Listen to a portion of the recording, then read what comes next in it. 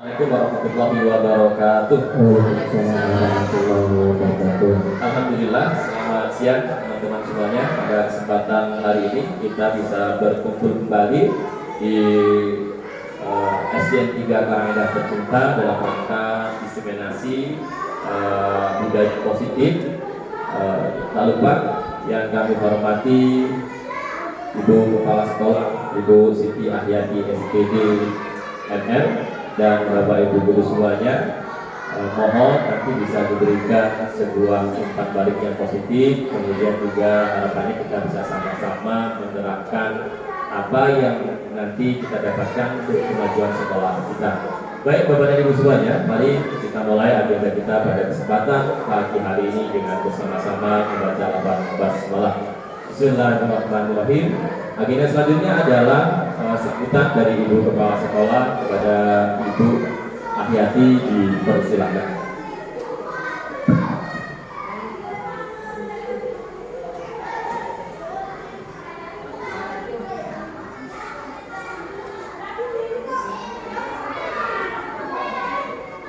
Baiklah.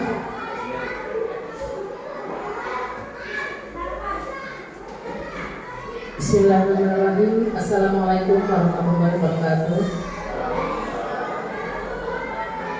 Adipun ngalipuro. Selamat pagi, selamat siang, dan salam sejahtera untuk kita semua. Pertama-tama marilah kita panjatkan puji syukur kehadirat Allah Subhanahu wa taala, yang mana kita akan dilimpahkan rahmat serta kesehatan sehingga kita dapat berkumpul di gedung SD 3 Karanganyar dalam keadaan sehat walafiat.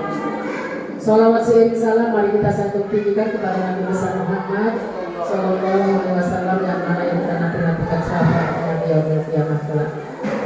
Baiklah Bapak dan Ibu sekalian, di sini saya ingin menyampaikan yaitu tentang CGP, calon guru penggerak, yaitu Pak Angga dan Pak Edi. Di sini mudah-mudahan untuk kedepannya dengan adanya guru CGP, sekolah kita lebih baik lagi, dan mudah-mudahan untuk guru calon CGP mudah-mudahan banyak faedah dan banyak sekali manfaatnya. Apa sih itu dengan pendidikan guru penggerak, pendidikan calon guru penggerak? Mudah-mudahan kedepannya saya harapkan dengan Bapak Angga dan Pak Edi mudah-mudahan berjalan dengan lancar, tidak ada suatu halangan apapun, dan mudah-mudahan di sekolah kita dengan adanya guru penggerak kedepannya lebih baik lagi. Kita harapkan yang terbaik bagi putra-putri kita dan kepada kawan sejawat, apapun itu bentuknya, tolong kepada guru CGP itu ditularkan kepada kawan-kawan sejawat di SD 3 Karanganyar Tercinta ini. Baiklah Bapak dan Ibu sekalian, di sini saya selaku kepala sekolah sangat mendoakan mudah-mudahan kepada Pak Angga dan Pak Edi khususnya, yang mana beliau berdua sedang mengikuti yaitu calon guru penggerak, mudah-mudahan berjalan dengan lancar dan baik serta sukses, itulah yang kita harapkan. Mungkin itu saja yang bisa saya sampaikan kepada Bapak Angga dan Pak Edi. Terima kasih, mudah-mudahan semua ini berjalan dengan lancar dengan jerih payah Bapak berdua, mudah-mudahan lebih baik. Terima kasih. Penano kalau bahasa si kampung dibuat sekurang ujung di hati mati lupa, sekali lagi sikam sekali mahapun. Sekian, terima kasih. Saya akhiri, wabillahi taufiq wal hidayah. Wassalamualaikum warahmatullahi wabarakatuh.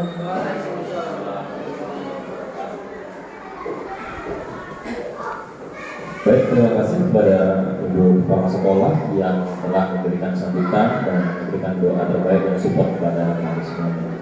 Selanjutnya adalah diseminasi yang akan diawali oleh Bapak Edi Aliani. Kepada Bapak Edi Aliani dipersilakan.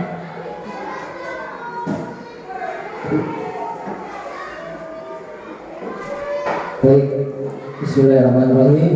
Assalamualaikum warahmatullahi wabarakatuh. Selamat pagi menjelang siang Bapak Ibu guru semua. Salam bahagia dan salam semangat selalu buat kita semua. Bapak Ibu guru, langsung saja untuk mukadimah saya mengikuti apa yang sudah disampaikan oleh Ibu pimpinan, Ibu kepala sekolah. Mudah-mudahan harapannya ini semua bisa berjalan dengan baik, dan apa yang akan kita sampaikan nanti kita paparkan. Terutama sekali saya sendiri dengan Bapak Angga Setiawan nanti yang selama ini kami mengikuti program guru penggerak dan sudah melakukan pendidikan, itu dapat bermanfaat untuk kita semua, terutama sekali untuk roda pendidikan sekolah kita tentunya ke arah yang lebih baik. Amin ya rabbal alamin. Bapak Ibu guru, yang pertama sebelum saya menyampaikan pembahasan tentang di modul 1.1 yang selama ini sudah kami pelajari dan berakhir di aksi nyata modul 1.4, sebelumnya saya akan sampaikan dulu Bapak Ibu tentang pemahaman yang sudah kami dapatkan, dan saya sambil melihat monitor saya juga selain share screen yang ada di depan. Guru penggerak itu adalah program yang dibuat oleh pemerintah bertujuan, ya Bapak Ibu, untuk meningkatkan kompetensi guru. Adanya program ini diharapkan mampu menggerakkan komunitas belajar. Program ini memiliki prinsip yang sama tentunya dengan kurikulum merdeka, yaitu menggunakan metode yang lebih fleksibel. Jadi sebenarnya di dalam pendidikan CGP ini, di guru penggerak ini, itu metode-metodenya lebih fleksibel. Apalagi untuk di kurikulum merdeka, jauh dengan kita menggunakan kurikulum K13. Itu ya Bapak Ibu ya. Dan yang selanjutnya adalah kita melakukan pertemuan pada pagi hari ini, dan akan saya sampaikan, nanti juga akan disampaikan oleh Bapak Angga Setiawan, bahwasannya di modul 1.4, ya, di modul 1.4 ini adalah di mana kami berdua itu akan menyampaikan konsep-konsep atau kunci dalam modul budaya positif.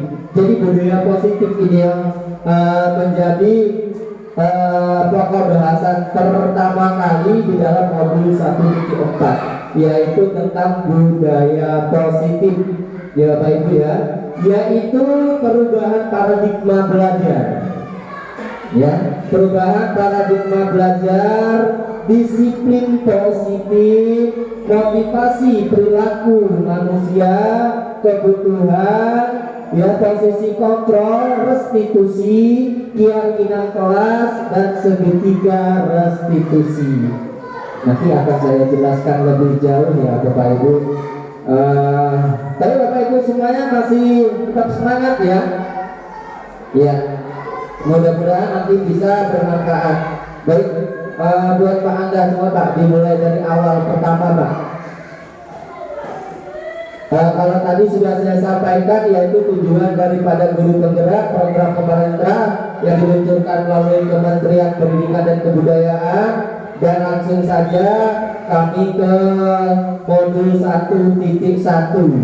Jadi di awal kami semua belajar di modul 1.1, itu yang kami awali Bapak Ibu. Yang dimana di situ Bapak Ibu lihat modul 1.1 itu adalah tentang filosofi KHD. Filosofi KHD, tahu ya Bapak Ibu KHD itu apa? Ki Hajar Dewantara. Setelah kami mempelajari tentang pokok bahasan di modul 1.1, maka kami pun beralih ya melanjutkan ke modul 1.2, yaitu nilai dan peran guru penggerak modul 1.3 yaitu visi guru penggerak. Kemarin juga sudah kita sama-sama pecahkan, sudah kita pelajari bagaimana kita untuk menciptakan suatu visi ya di sekolah kita melalui visi guru penggerak yang sudah kami dapat. Tapi bukan berarti kita merubah dari visi sekolah kita, namun kita mencari perbandingan atau perbaikan di mana visi itu memang harus mengenal sesuai dengan karakteristik sekolah kita. Jadi kita lihat potensi sekolah kita, kita lihat perkembangan, diutamakan perkembangan zaman, kita samakan dengan kodrat zaman dan kodrat alam, baru kita menciptakan suatu visi ya, seperti itu. Jadi yang seterusnya adalah modul 1.4 budaya positif. Silakan lanjut Pak. Nah, yang terakhir kan modul 1.4 ya Bapak Ibu, yaitu tentang budaya positif. Kalau di modul 1.1 yang pertama tadi sudah saya jelaskan di atas, yaitu filosofi KHD Ki Hajar Dewantara. Bapak Ibu bisa membaca di depan, bisa sama-sama kita saksikan. Pendidikan adalah menuntun, ya Bapak Ibu. Pendidikan itu adalah menuntun, berhamba pada sang anak, guru ibarat petani. Jadi mungkin Bapak Ibu sudah sedikit bisa memahami apa arah tujuan daripada kalimat yang dituliskan di depan. Pendidikan adalah menuntun. Jadi kita Bapak Ibu sebagai seorang pendidik atau guru itu kita ibaratnya seorang petani. Sebenarnya seperti itu. Karena karakteristik anak-anak kita, murid kita di sekolah itu berbeda-beda. Ya Bapak Ibu ya, berbeda-beda. Walaupun mereka nyaman di sekolah kita, tetapi kita sebagai guru tidak bisa memberikan kenyamanan itu, mereka tidak akan bakal tumbuh dengan baik. Tidak akan bakal tumbuh dengan baik. Tetapi Bapak Ibu, apabila peserta didik kita atau murid kita itu kurang begitu menonjol potensinya, dia tidak bisa menunjukkan potensi dia, apa bakat yang dia miliki. Tetapi kita sebagai seorang pendidik atau guru peka, tujuan daripada kita melakukan pendidikan lewat lembaga sekolah, maka kita ini ibarat petani. Kita pupuk anak itu tadi yang potensinya kurang atau tidak bisa menunjukkan potensinya sama sekali, mungkin nakal ya Bapak Ibu. Anak tersebut nakal, anak tersebut tidak bisa menunjukkan potensinya dengan baik. Tetapi karena kita adalah seorang petani, ibaratkan seorang petani, maka kita pupuk terus anak itu. Coba sekarang bayangkan, kalau kita punya tanaman baik, tetapi tidak kita rawat, tidak kita pupuk, hasilnya apakah akan baik? Saya rasa tidak akan baik. Begitu juga dengan anak yang tadinya potensinya itu memang sudah ada, tetapi kita malah tidak merawatnya. Kita sendiri tidak punya skill bagaimana untuk merawat tanaman itu tadi. Kita nggak ngerti cara memupuk, cara menyiram, berapa jarak bulan kita harus menyiram, memberikan pupuk. Nah, inilah yang dimaksud dengan pendidikan adalah menuntut, ya, berhamba kepada sang anak. Bukan berarti kita menjatuhkan harga diri kita sebagai seorang guru, itu tidak, ya. Jadi menghamba kepada anak artinya kita luangkan, kita ikhlaskan hati dan pikiran kita. Kalaupun kita betul-betul ingin bertumpu, tujuan utama kita yaitu kepada anak atau peserta didik kita. Itu tujuan daripada tulisan yang ada di depan ini. Jadi kita ini guru ibarat petani, ya. Jadi kesimpulan dan ketiga filosofi, ya, ketiga itu tadi ya, pendidikan adalah menuntut, berhamba pada sang anak, guru ibarat petani. Jadi kesimpulan dari ketiga filosofi KHD adalah seorang guru harus berpihak pada murid, sehingga sebagai guru harus bisa menuntut murid sesuai dengan kodratnya baik kodrat alam maupun kodrat zaman, sehingga bisa menumbuhkan karakter positif yang kuat. Mungkin Bapak Ibu bisa memberikan sedikit pengetahuan yang Bapak Ibu ketahui, ataupun boleh Bapak Ibu coba sekarang memberikan contoh lah ya, memberikan contoh mungkin sesuai dengan kodratnya, baik kodrat alam maupun kodrat zaman. Itu sebenarnya seperti apa Bapak Ibu? Kalau Bapak Ibu sedikit bisa mencerna tulisan di depan, menurut anak menurut kodrat alam dan kodrat zaman, itu maksudnya gimana? Mungkin Bapak Ibu ada yang bisa sedikit memberikan pencerahan menurut pengertian daripada Bapak Ibu. Itu ya. Oke ya. Jadi menurut sesuai dengan kodrat, baik kodrat alam maupun kodrat zaman. Kodrat alam, Bapak Ibu, kita lihat itu tadi potensi daripada sekolah kita. Sekolah kita ini berada di Karangendah, tepat-tepatnya di jantung Karangendah misalnya, atau di pinggiran Karangendah. Dan itu tidak sama Bapak Ibu dengan kondisi sekolah yang ada di daerah Bandar Jaya ataupun Tanjung Karang ataupun kota-kota besar. Jadi kita bimbing mereka, kita asuh mereka, kita arahkan mereka sesuai dengan kodrat alam yang kita punya. Kita hanya punya kondisi sekolah kita ya begini-begini aja. Ya, selebihnya Allah alam, mudah-mudahan kita fasilitas-fasilitas sekolah kita nanti kedepannya bisa didukung lagi. Itu yang dimaksud dengan kodrat alam. Kodrat zaman. Jadi kita menuntut anak itu melalui kodrat zaman. Kodrat zaman itu yang bagaimana kodrat zaman itu? Kalau sekarang memang gadget itu memang jadi tumpuan utama, ya kita manfaatkan gadget itu sesuai dengan kodrat zaman sekarang. Mungkin nanti setelah gadget atau lain sebagainya akan nongol lagi. Kita terus kembangkan menurut kodrat-kodrat zaman yang berlaku, yang sekarang itu memang ada. Itu modal kita untuk menuntun anak itu tadi. Itu yang dimaksud. Oke Pak, lanjut. Mungkin nanti selebihnya nanti akan disampaikan kembali oleh Pak Angga ya. Jadi saya sendiri kebetulan dengan Pak Angga, mungkin kami akan secara tidak langsung atur waktu untuk menjadi 2 sesi lah, seperti itu. Menurut filosofi KHD, pendidikan yang berharga kepada anak sesuai kodrat alam dan zaman tentu harus diiringi dengan perkembangan nilai dan peran guru.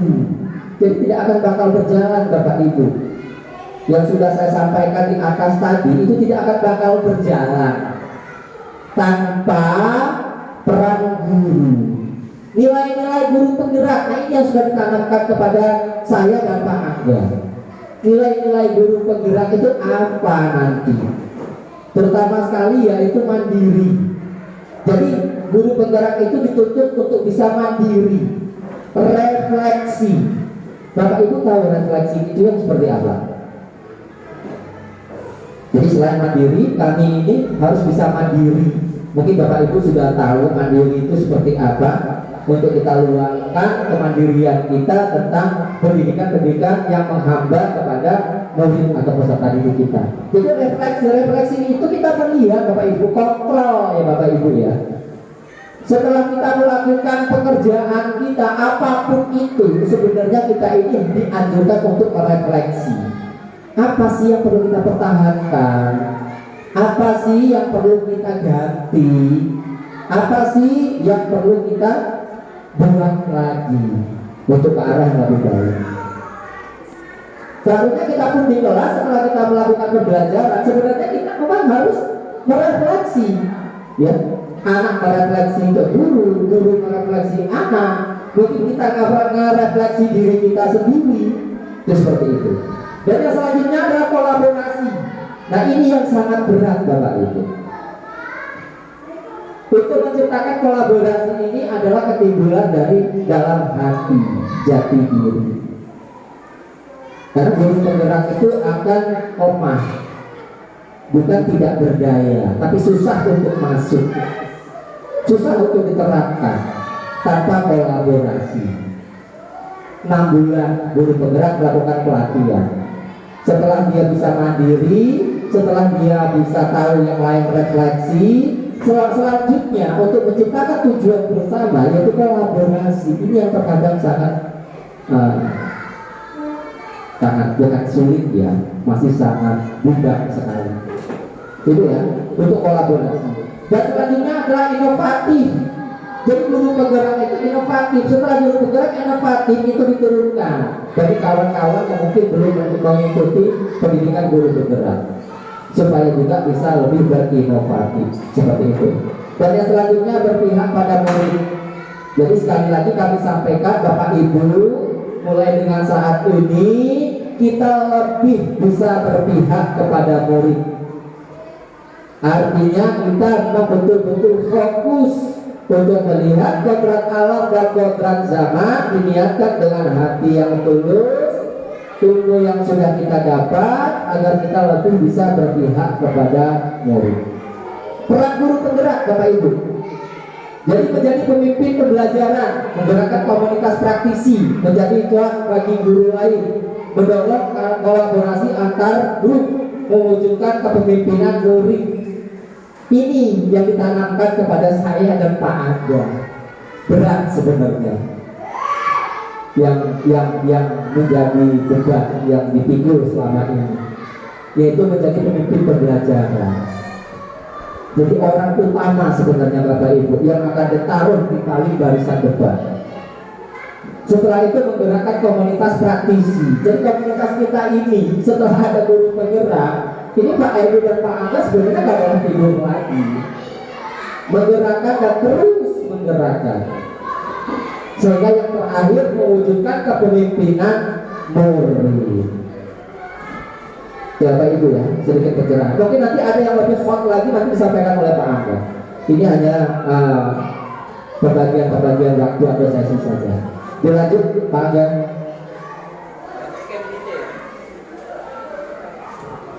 Nah, jadi kalau untuk visi guru penggerak Bapak Ibu, ini harus sejalan dengan filosofi ini, visi guru penggerak Bapak Ibu ya.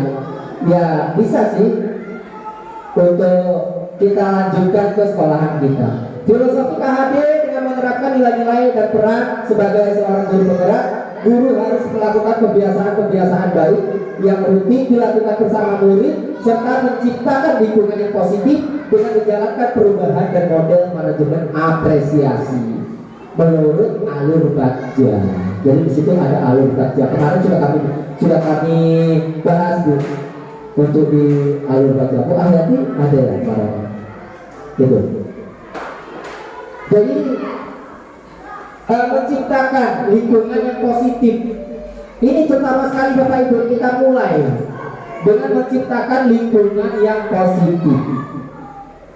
Lingkungan yang positif mungkin selama ini Ibu pimpinan dilanjutkan dengan Bapak Ibu wali kelas masing-masing, ditambah lagi dengan rekan-rekan yang lain, itu sudah sangat membantu guru bidang studi agama. Perubahannya di mana? Baca tulis Al-Quran atau membaca surah-surah atau ayat-ayat pendek sebelum jam pelajaran dimulai. Ini salah satu yang kami maksud, bisa menciptakan lingkungan yang positif dengan perubahan model manajemen apresiasi Bagja. Jadi yang terakhir setelah kita menggunakan alur Bagja, ya kita eksekusi, kita ganti mimpi, maka terciptalah itu. Dan yang selanjutnya mungkin nanti akan disampaikan juga oleh Pak Angga untuk yang lain. Begitu juga dengan Bapak Ibu, nanti bisa berubah Bapak Ibu. Bapak Ibu bisa menciptakan lingkungan yang seperti apa lagi. Ini yang diharapkan kita bisa berinovatif Bapak Ibu lewat kelas masing-masing dulu. Kita lakukan kebiasaan-kebiasaan untuk ke arah yang positif.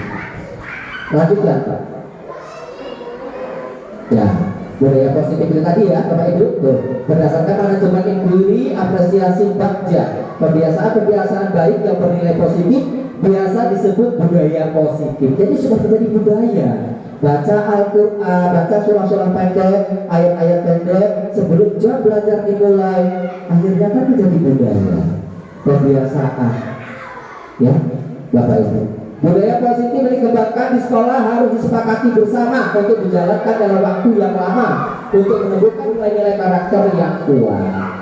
Ini kemarin sudah ya Bu ya, sudah kita sepakati bersama untuk dijalankan dalam waktu yang cukup lama untuk menumbuhkan nilai-nilai karakter yang kuat, agar mereka ini tumbuh dengan mempunyai karakteristik yang kuat, Bapak Ibu.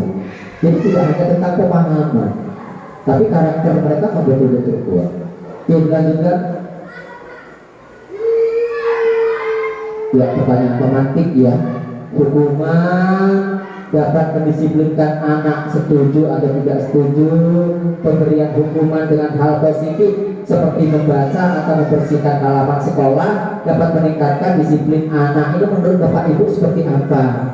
Setuju apa tidak? Ini seperti itu tadi ya, pertanyaan pemantik ya Bapak Ibu, pertanyaan yang memancing sedikit emosi agar kita menjawab setuju atau tidak setuju. Hukuman dapat mendisiplinkan anak. Ini menurut Bapak Ibu, ini setuju apa tidak setuju? Mungkin Bapak Ibu guru semua sudah bisa menjawabnya dalam hati, walaupun tidak diutarakan, karena ini hanya sekedar pertanyaan pemantik saja Bapak Ibu. Yang kedua, pemberian hukuman dengan hal positif seperti membaca. Jadi Bapak Ibu berikan hukuman, tapi hukuman itu positif ya Bapak Ibu, yang dimaksud yaitu membaca atau membersihkan halaman sekolah agar dapat meningkatkan disiplin anak. Ini kira-kira menurut Bapak Ibu seperti apa? Setuju atau tidak setuju? Kalau itu memang setuju, Bapak Ibu terapkan Bapak Ibu. Dimulai dari kelas Bapak Ibu dulu. Ya, dimulai dari kelas Bapak Ibu dulu. Yang terakhir, memberikan penghargaan dapat meningkatkan motivasi belajar anak.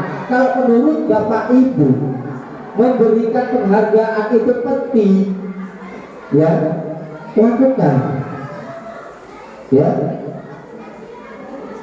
karena memang kita harus berpihak kepada anak, bukan berarti kita membuat kegaduhan yang akan menciptakan kecemburuan sosial terhadap anak yang lain, murid yang lain, ya, dengan kita memberikan sesuatu penghargaan.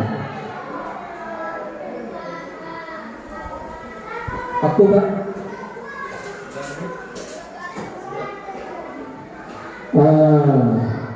Itu ya. Nah, ini agak menarik Bapak Ibu. Kalian perhatikan. Disiplin positif dan nilai-nilai kebajikan universal. Jadi yuk kita sama-sama baca. Nanti Bapak Ibu kita pecahkan sedikit ini permasalahan ini. Menurut Bapak Ibu seperti apa? Perubahan paradigma kegiatan kepalan tangan. Jadi kegiatannya adalah kepalan tangan. Ada A dan B, atau ada si Badu dan si Budi.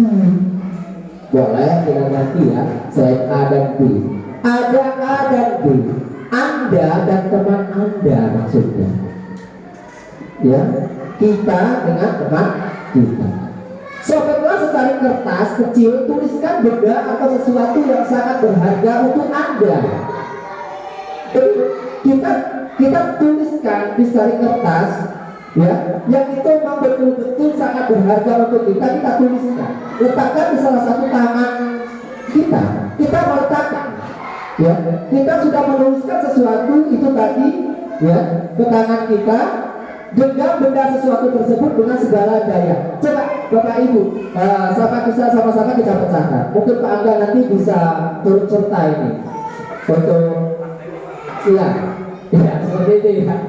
Ya, teman Anda yang B, Bapak Ibu ya, teman Anda akan mencoba dengan sekuat tenaga dengan berbagai cara untuk meminta Anda, Bapak Ibu semua, maksudnya memberikan benda tersebut adalah kepalan tangan itu tadi, ya, membujuk dia, mengancam, bahkan menghardik, merayu, menyuap, apa saja agar dapat membuka kepalan tangan kita itu tadi.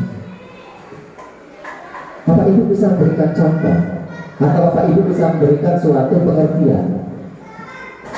Silakan Bapak Ibu. Apa? diibaratkan seperti apa? Seperti itu. Mungkin Pak Angga bisa sedikit menjelaskan Pak Angga atau membantu untuk sedikit membuat suatu gambaran buat rekan-rekan yang lain. Praktekkan. Ya. Ya. Boleh Bapak Ibu praktekkan di sesama teman kalian. Boleh untuk di meja sana saja boleh. Tapi pertahankan, rayu. Filosofinya nanti seperti apa? Masing-masing bisa berbeda Bapak Ibu. Jadi tergantung prakteknya. Ini kan tentang keyakinan. Dia maksudnya tentang sebuah keyakinan. Jadi kalau kita tadi seperti kata Pak ini ada A dan B, ketika kita buka ini kan tergantung persepsi kita. Mungkin ada yang ketika dia akan buka itu dia maksudnya oh jangan ini adalah barang saya, jangan ini adalah ini. Beda-beda. Ya beda-beda. Iya. Oh ini karena saya disakiti maka saya memberikan kepada yang lain. Oh ini karena saya juga peduli sama teman saya berbagi. Jadi ini berkaitan dengan keyakinan. Oke, langsung. Jadi Bapak Ibu, seperti halnya tentang keahlian yang Bapak Ibu punya. Bapak Ibu punya inovatif yang sangat luar biasa. Itu berguna buat peserta didik kita sangat luar biasa. Tapi Bapak Ibu menggenggamnya, pelitlah. Saya artikan seperti itu. Bapak Ibu pelit. Bahkan kawannya sudah memohon, tolong si Pak bantu saya, tunjukkan bagaimana caranya Pak, agar ini berhasil Pak. Masih aja nggak boleh, nggak punya hati. Berarti kita tidak punya hati. Nah, di dalam guru penggerak ini, jangankan kawan merayu, itu sudah harus diberikan. Jadi ibaratnya seperti itu Bapak Ibu. Ya, wali kelas 4 atau wali kelas 5 mempunyai karya yang sangat baik sekali melalui inovatif yang dia punya. Tapi dia gagal ilmunya Bapak Ibu. Kawannya merayu, ya, kawannya merayu bagaimana sih supaya saya juga bisa menciptakan karya sebagus ini. Dia tetap mengepalkan tangannya. Sungguh tidak manusia, tidak manusia. Ya, itu ya Bapak Ibu ya. Kita sambung, kita lanjutkan lagi sampai di finish nanti Bapak Ibu modul 1.4. Saya pun sebenarnya masih sangat banyak sekali yang perlu disampaikan, tapi sesi kami berdua, kami rancang dan kami buat itu 60 menit ya Bapak Ibu, artinya 1 jam. Ya, itu saja yang bisa saya sampaikan, nanti disampaikan kembali oleh Bapak Angga. Lebih kurangnya saya mohon maaf. Berapa bahasa Singapura Kimale wati manuju jati mati lupa mahap ngalim kurang. Wassalamualaikum warahmatullahi wabarakatuh.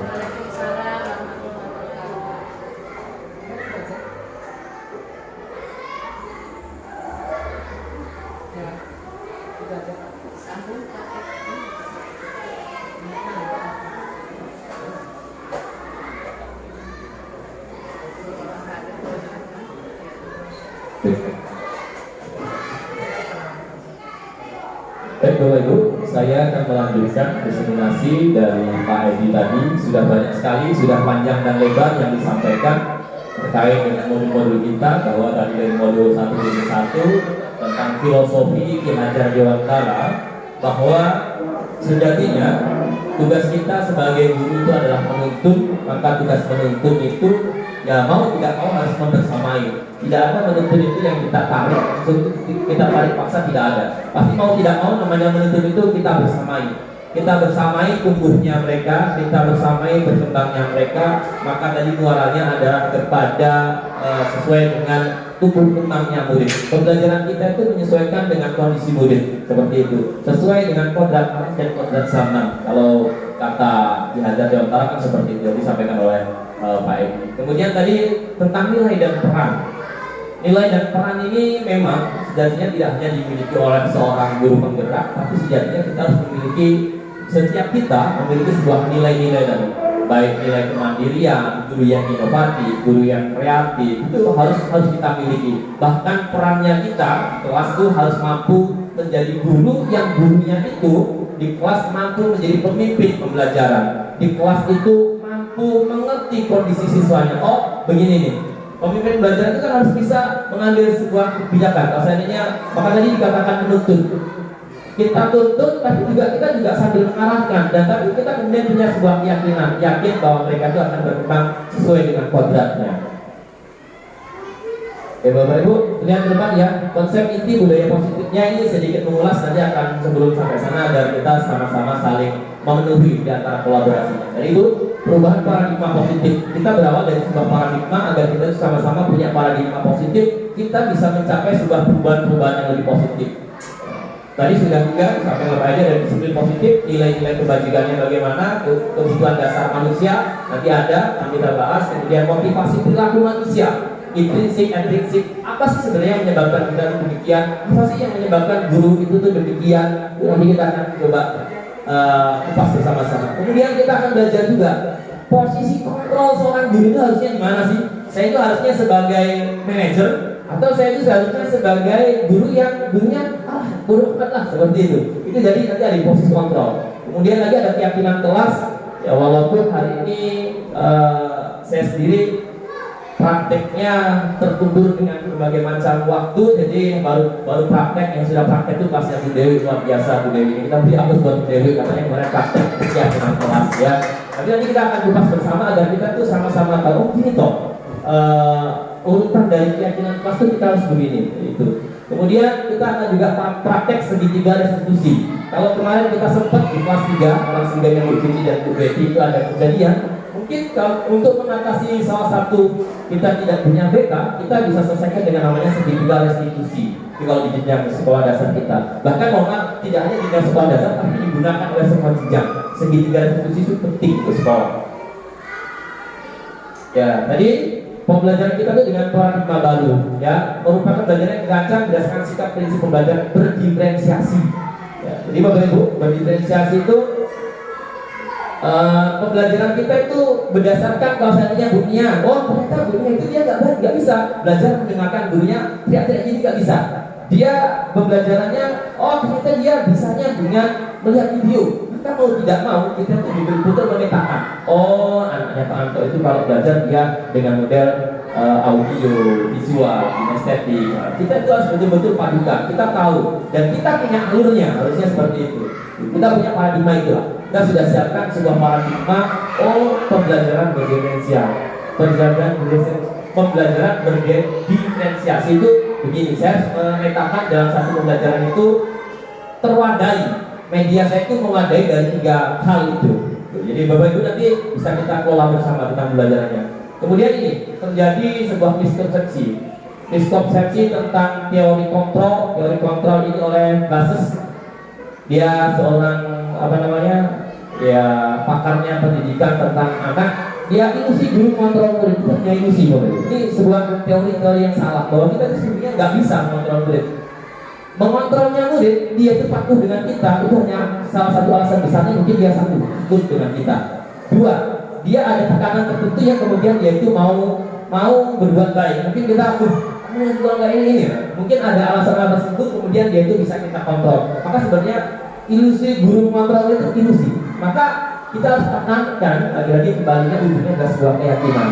Dari mana asalnya? Kemudian kalau kita boleh ambil sedikit berbeda dengan yang disampaikan yang lain, itu kita belajarnya itu dengan hati dulu, ya. Kenapa? Guru itu mengontrol itu ilusi Bapak Ibu. Kenapa ilusi? Itu ada kemungkinan salah satunya adalah 1, mungkin dia takut dengan kita, atau mungkin karena dia merasa terpaksa. Oh teman saya itu gitu, saya juga itulah gitulah. Jadi intinya kita ingin menemukan sebuah kesadaran bahwa pembelajaran kita itu bermakna loh untuk saya, bermanfaat untuk ke depan. Yang selanjutnya, ilusi bahwa semua penguatan positif, efektif dan bermanfaat. Seperti ini halnya tadi disampaikan Pak Edi di pertanyaan pemantik tadi nanya. Sebenarnya dengan adanya film itu bermanfaat sih nggak? Bermanfaat tidak sih untuk murid? Bermanfaat ya sih Bapak Ibu sebenarnya? Film itu untuk anak murid kita kira-kira bermanfaat ya Pak? Yang lain? Tapi hal ini menurut teori ini hanya ilusi Bapak Ibu, bahwa semua penguatan positif itu yang kita lihat ilusi. Kenapa dikatakan ilusi? Kalau saya sendiri memang sepakat satu ya, contoh Seandainya mungkin hari ini kita berikan reward kepada siswa yang mungkin dia punya kemampuan lebih, besok siswa yang kemampuan lebih ini akan tergantungan. Setiap hari kasih reward, akhirnya Pak, mana nggak rewardnya buat saya?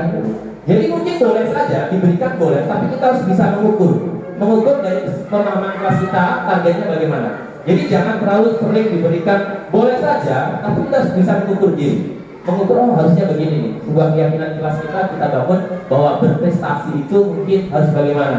Tidak harus dengan penghargaan terus, karena dengan penghargaan satu, dari yang pintar tadi kemudian lama-lama dia selalu berharap, wah saya pasti diberi penghargaan, saya pasti diberi penghargaan. Yang lain dia akan tumbuh, wah pasti itu terus tuh yang dapat penghargaan, pasti terus dapat penghargaan. Akhirnya dia tidak tumbuh dengan seimbang, dia tidak tumbuh dengan sesuai dengan kodratnya masing-masing, karena yang lain merasa kemudian dokter pasti gitu.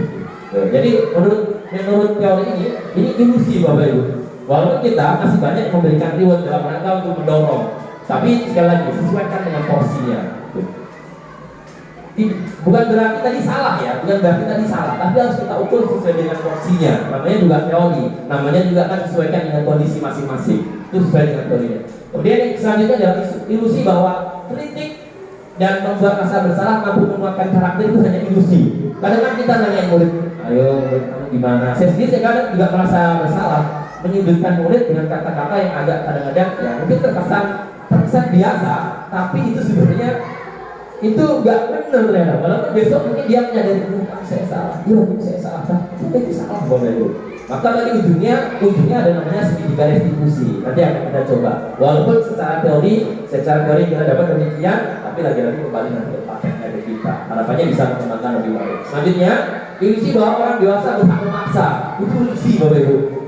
Kalau dia itu mampu kita paksa, dia itu pasti takut dengan kita. Mungkin seandainya kita suruh hari ini, anak-anak besok bawa bambu, ya nggak bawa bambu awas. Hanya ilusi dia mau bawa. Karena paksaan kita itu ada jeritan hati yang kita juga harus perhatikan terhadap anak-anak kita. Jadi teori-teori yang ini harapannya kita bisa minimalisir bahwa jangan sampailah kita tuh mengontrol dengan yang terlalu ekstrim, dan memberikan reward itu juga janganlah terlalu kemudian kita berikan terlalu wow jor-joran seperti itu. Sesekali boleh lah gitu. Kemudian ilusi bahwa kritik secara halus itu akan membuat anak baik, itu ternyata tidak.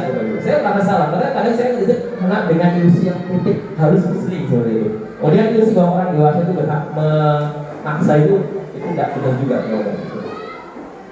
Ini lagi ya Bapak Ibu, merubah paradigma stimulus respon ke pendekatan teori kontrol. Ya, ada stimulus responnya tentang dunia, realitasnya kebetulan kita sama. Ternyata teori kontrolnya tentang dunia itu tidak sama. Teori kita memang tidak sama kan Bu, Bapak Ibu? Teori kita tentang dunia ini sama tidak? Kebutuhan kita Bapak. Ya, kalau teori kontrol tentang dunia yang tidak sama Bapak Ibu. Semua orang melihat yang sama, setiap orang melihat gambaran yang berbeda. Jadi teori kontrol dunianya ya gitu. Nanti kalau seandainya memang ada yang bertanyakan, tanyakan Bapak Ibu ya, agar kita presentasi. Ya. Selanjutnya, karena ini tentang budaya disiplin positif, kita akan lihat bersama-sama tentang disiplin positif. Disiplin positif berasal dari kata disiplin yang artinya adalah mengacu pada disiplin diri yang memiliki tanggung jawab terhadap apa yang dilakukannya berdasarkan nilai-nilai yang diyakini. Kembali lagi kepada sebuah keyakinan.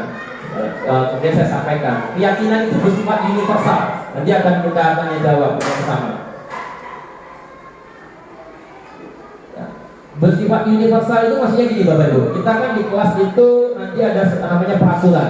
Tadi saya sudah praktek dengan peraturan. Ketika saya tanya pemantiknya begini.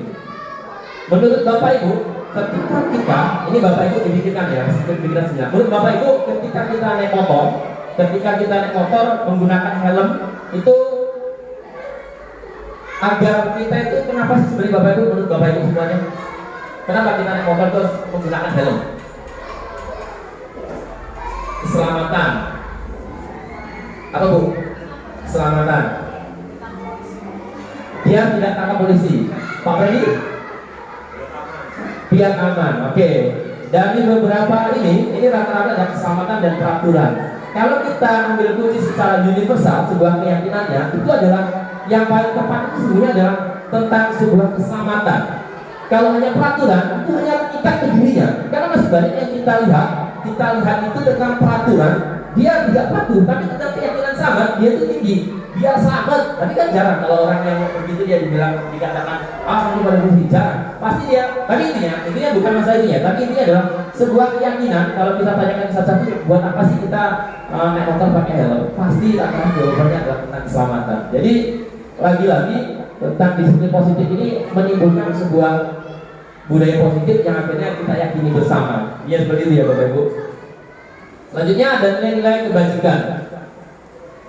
Nilai-nilai disepakati bersama, lepas dari suku, bangsa, agama, bahasa maupun latar belakang, sama semuanya. Kita bukan maupun agamanya beda juga kita tidak memandang ini sama gitu ya.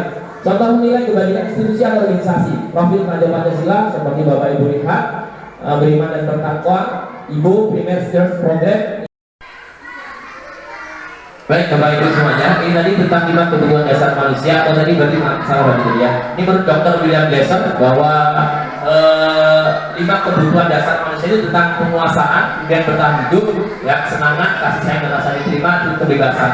Itu nilainya dari kebutuhan dasar manusia itu seperti itu. Sebagai seorang manusia, menurut Dr. William Glasser, memang kita tuh butuh namanya penguasaan, tapi hati-hati harus juga disesuaikan dengan apa ya, kesesuaian kapasitas diri kita juga. Yang kesenangan itu ya manusia itu tidak lepas dari hal ini. Penguasaan, kesenangan, bertahan hidup, kemudian maka kita sebagai seorang guru juga bagaimana mengajarkan cara bertahan hidupnya, menghadapi masa depan, jelasnya kebebasannya, kasih sayang dan rasa diterima, itu juga itu kebutuhan dasar kita. Selanjutnya motivasi perilaku manusia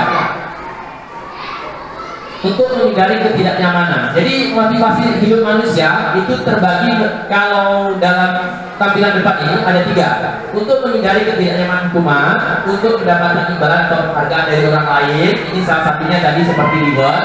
Kemudian yang ketiga untuk menjadi orang yang mereka inginkan dan menghargai diri sendiri dengan nilai-nilai yang mereka percaya. Dari hal ini motivasi itu dibagi menjadi 2, motivasi eksternal dan internal. Motivasi eksternal itu berasal dari untuk menghindari ketidaknyamanan hukuman, itu dari luar. Dia termotivasi untuk disiplin, untuk tidak telat, itu 1, karena dia takut di malam tersebut disiplin. Atau mungkin dia mengerjakan PR, ya, ini motivasinya adalah 1, saya pengen kayak teman saya juga, atau saya tidak ngepel WC. Jadi ini dari luar, dari eksternal, faktor-faktor luar intinya. Kemudian untuk mendapatkan imbalan penghargaan orang lain, saya itu nyapu, setidaknya saya pengen dipuji oleh orang lain, atau ada penghargaan dari orang lain, atau diakuinya, itu dari eksternal. Berarti kalau dari eksternal, kira-kira 2 motivasi ini bagus tidak Bapak Ibu semuanya? Bagus tidak? Adanya untuk menghindari dari ketidaknyamanan, kemudian untuk mendapatkan imbalan dari penghargaan orang lain. Bagus tidak Bapak Ibu? Yang ini masuk kategori eksternal, yang ini masuk kategori internal. Ya, internal itu untuk menjadi orang yang mereka inginkan dan menghargai diri sendiri, yang mampu menghargai diri sendiri. Itu dari internalnya. Ini harus kita tumbuhkan Bapak Ibu. Yang harus kita geliatkan kencang adalah untuk menjadi orang yang mereka inginkan. Bukan berdasarkan saya pengennya Pak Artis itu, enggak. Tapi bagaimana menumbuhkan sadar diri dia punya potensi yang besar, ya, untuk bisa dihargai oleh dirinya sendiri dengan nilai yang mereka percaya. Nilai-nilai tadi nanti bersumber kemudian berujungnya pada sebuah keyakinan tadi. Nah, jadi hal ini penting. Ini yang harus kita munculkan. Kalau hanya eksternal, nanti dulu Bapak Ibu. Jadi kita harus pikirkan juga tentang internal. Ya, karena eksternal kita kebanyakan fokus kepada eksternal untuk menghindari ketidaknyamanan, untuk mendapatkan imbalan, itu. Jadi yang hal ini, 2 ini harus kita minimalisir. Bagaimana kita bisa memunculkan yang internal ini muncul dalam diri siswa. Tuh, ini penting sebenarnya. Hanya gini, kalau yang berat. Konsep disiplin dengan identitas gagal. Nah, ini tentang konsep disiplin. Hukuman dan penghargaan. Tadi ini kita bahas lagi. Hukuman itu menyakitkan, hukuman itu menyakitkan, tidak nyaman, muridnya takut, memaksa, murid menyembunyikan kesalahan, murid menjadi rendah diri. Ini terhadap motivasinya tadi, ya. Jadi dengan hukuman itu banyak hal yang kita timbulkan Bapak Ibu, ya. Bukan berarti dengan hukuman itu selesai, tidak. Dengan penghargaan itu menjadi tidak efektif Bapak Ibu. Ya, dengan penghargaan merusak hubungan. Sifat ini tadi sudah saya katakan di awal. Dia pasti namanya manusia. Kalau sering seperti itu dan ternyata itu itu terus mungkinnya muncul sifat iri dan bahkan seperti kata Gobeti, cokak bisa jadi saya nih paling pintar terus. Jadi harus kita bagaimana caranya minimalisir agar sesuai dengan porsi kita, porsi murid kita, mematikan kreativitas. Akhirnya yang itu tidak berkembang, hanya itu saja. Kita tidak mampu mendorong orang, mungkin murid yang punya kemampuan belajarnya dia beda, tidak mampu kita dorong, karena kita hanya mendorong yang pintar-pintar aja. Maaf kalau mungkin kita sering bahas tentang murid kita, oh Pak gini, nah itu kreativitas kita itu. Jadi yang seperti itu harus kita dorong, karena dia ada kelemahan dan kita selalu diskusikan. Apa yang seperti itu harus kita dorong. Bagaimana caranya? Ya kita diskusikan bersama. Maka jadi perannya kita bagaimana mampu mendorong sebuah komunitas. Setidaknya di sekolah itu punya komunitas yang kita selalu bisa diskusikan. Ya, menghukum dengan sistem ranking. Nah, ini ya, Bapak Ibu, ranking itu sebenarnya menghukum. Karena tidak semua orang paham bahwa ketika namanya ranking itu dia paling pintar. Ya, sebenarnya salah juga gitu. Karena anak yang tidak ranking itu belum tentu dia itu ya O2N kan, tapi dia itu punya kemampuan yang mungkin lebih dan kita tidak bisa menggalinya. Justru kita malah harus tanda tanya besar. Oh, saya nggak bisa menggali. Perantas hak menghargai diri tadi ya dari internalnya kita merampas hak mereka, merampas hak peserta didik kita.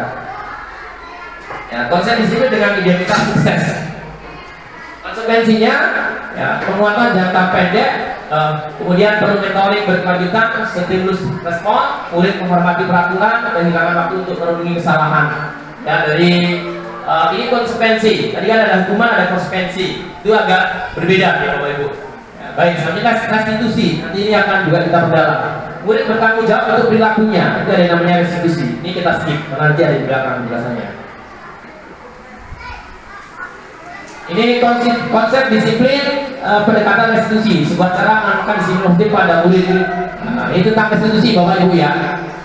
Pengertian restitusi, proses penciptaan hasil kondisi bagi murid untuk memperbaiki kesalahan mereka sehingga mereka bisa kembali pada kelompok mereka yang karakter yang lebih kuat, karakternya itu lebih kuat. Dia punya jati diri. Setelah dia merasa bersalah atau memiliki kesalahan, kita mampu mendorongnya kembali bahwa dia punya karakternya bisa kita dorong menjadi lebih baik, ya. Kemudian ciri-cirinya bukan untuk menebus kesalahan. Sekali lagi kita harus sampaikan bahwa bukan untuk menebus kesalahan. Kadang-kadang kita beranggapan tuh, kamu salah nggak? Coba setelah ini kamu bagaimana? Itu juga salah sebenarnya kita itu. Nanti kalau misalnya teori BK mungkin bisa dibagikan dengan guru yang ahli di bidang BK, ya beda ya. Tapi intinya kalau kita itu selalu apa namanya ya udah kamu ini berarti kamu gantian pukul itu ternyata salah. Saya sering juga gitu ada. Ini udah salah. Namun untuk belajar dari kesalahan. Jadi adanya restitusi itu agar anak-anak belajar dari kesalahan dan dia sadar dia itu kemudian nggak mengulangi lagi. Bukan masalah tebus-menebus. Ya, memperbaiki hubungan, adanya tawaran dengan paksaan.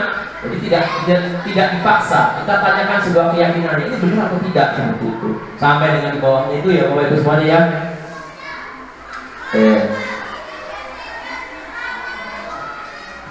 Nah, posisi kontrol. 5 posisi kontrol restitusi. Ada penghukum, ada pemantau. Nah, kira-kira penghukum itu ya berarti hukum kalian berarti Bapak Ibu ya. Pemantau dia hanya cek-cek aja.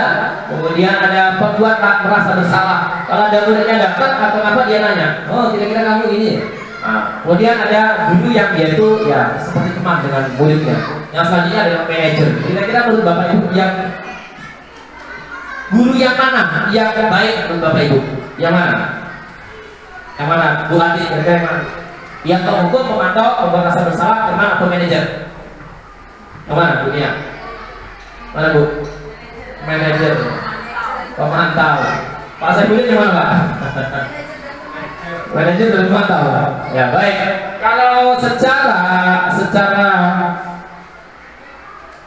mendekati dia itu untuk lebih baik, harusnya kita manajer. Satu, dengan manajer ini dia berlaku seperti manajer. Dia memantau juga, ya memantau jadi juga masuk dalam himpunan ini. Tapi dia juga bisa memanage dan dia ngerti, oh ini harusnya gini. Dia ngasih tahu, oh ini gini banyak faktornya. Intinya adalah yang terbaik selama ini menurut teorinya tadi adalah manajer. Karena dengan manajer itu kita bisa manage, kemudian oh ini harusnya begini, bisa mengerti lah harusnya, oh ini gini. Manajernya bisa ya, sesuai dengan kapasitas muridnya juga tahu, oh begini. Tidak hanya mantau selesai gitu ya, tidak. Ya, teman juga baik, tapi manajer itu juga yang paling baik selama ini adalah manajernya. Jadi kita tidak hanya mengajarkan, tapi juga lihat kemudian, oh ini bedakan lagi seperti ini, nah terusnya seperti itu dan lain sebagainya, gitu ya. Selanjutnya, ya, tadi sudah ya. Nah, selanjutnya pada keyakinan kelas. Ya, mengapa keyakinan kelas? Mengapa tidak peraturan kelas saja? Nah, sempat ada yang bertanya seperti itu.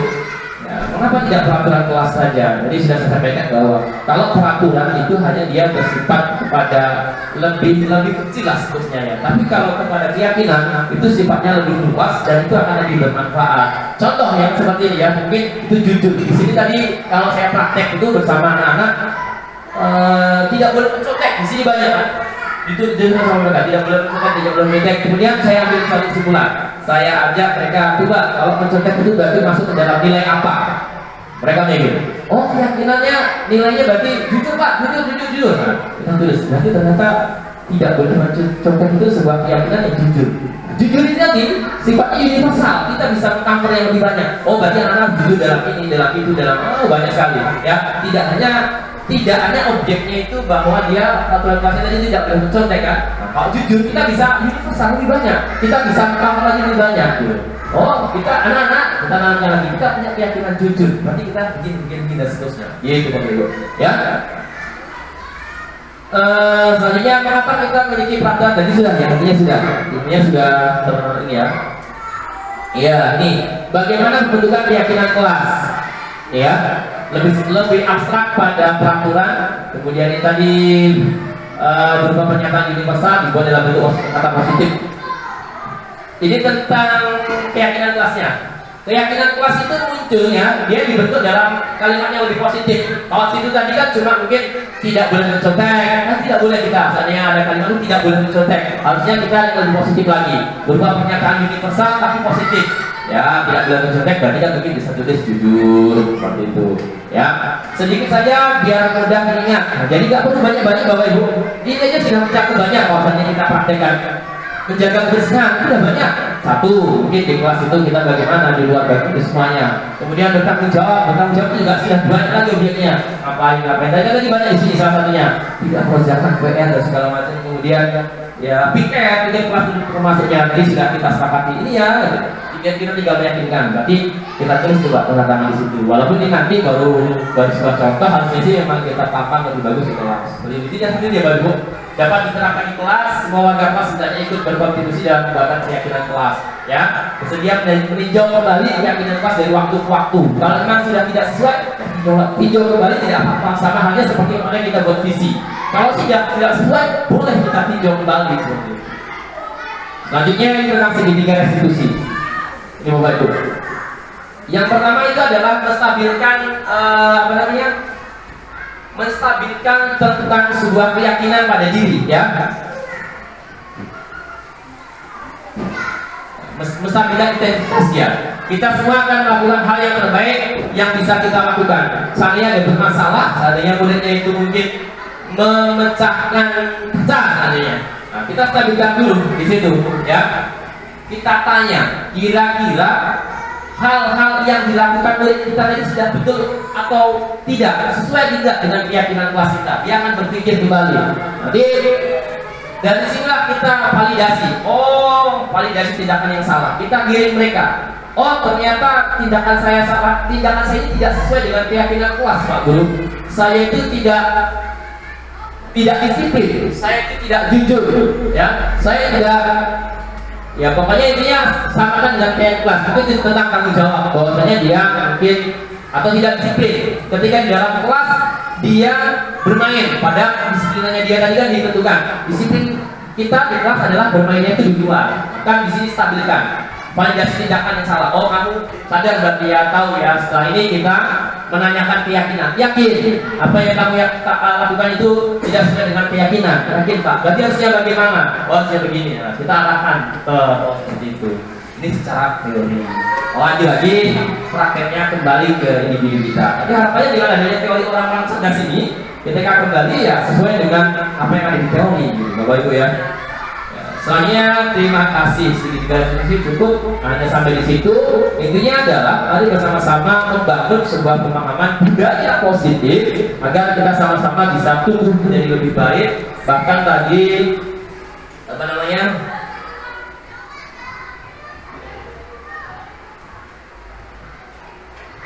tentang budaya positif ini cukup banyak sekali yang harus kita gali, baik dari keyakinan kelas. Budaya positif kita itu salah satunya mungkin ya bisa kita kedisiplinan kita itu tadi kan ini saya tuliskan tentang disiplin. Berarti kenapa dia menuliskan berangkat sekolah tepat waktu juga, makanya kemudian mengerjakan apa lagi tadi ya, pokoknya adalah salah satunya yaitu berangkat sekolah tepat waktu, maka saya tuliskan disiplin. Nah, dari budaya disiplin inilah kemudian nanti bisa kita kembangkan lagi. Oh, disiplin kita itu harusnya bagaimana?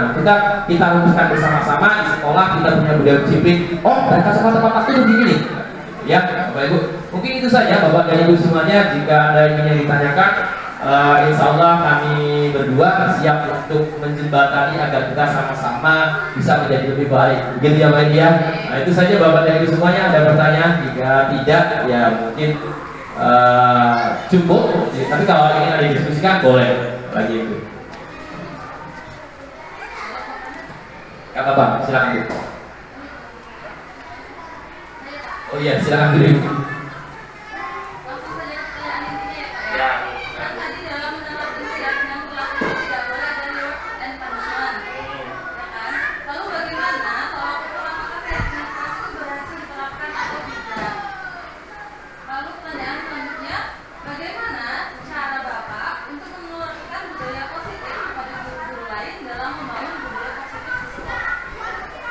Pak ini juga Pak itu. Ya, baik.